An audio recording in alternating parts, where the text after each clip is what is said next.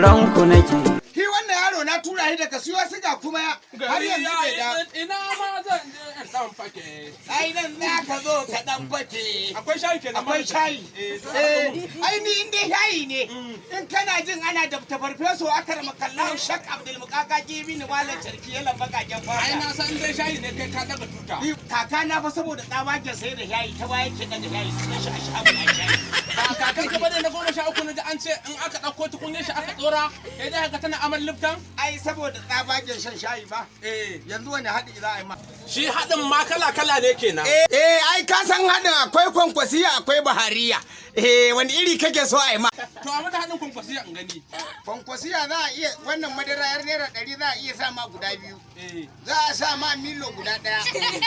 Za a sa man bita guda ɗaya. Dan dakata. Inda nasken ma za a ƙara ma. Idan kuma na ce a bani tsura haka nake so. Nawa kenan? Haɗin bahariya kenan. Haɗin bahariya. Ruwan shayi ba lutar. To a bana haɗin. Yawa kai yanzu ka ce min. Ai ni ba ko da haka na sa kayan nan na Najeriya dan dai kawai kihin Najeriya ne kawai a Ai dole ne bikin. Gwara haɗin a mun tsura. Saboda a jihun nawa sai a hankali. Yawa he ka ce min haɗin bahariya za a yi ma kenan. Ka san wannan yanayi dole he da haɗin bahariya. Ka san a wannan yanayi ba a cika kofi. Ba a cika kofi saboda harkar kara cika fiye in talakasa. Ni za ka ba shayi mai zafi? Kai! Wani yayi ne da zafi? Na je buga nalle. Ni za ka ba shayi mai zafi? Kai!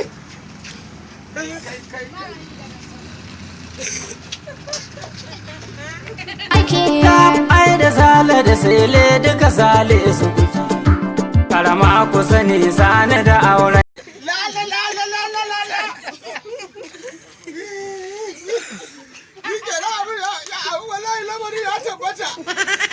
Ya fara fikin bayani guda 5 madara sace da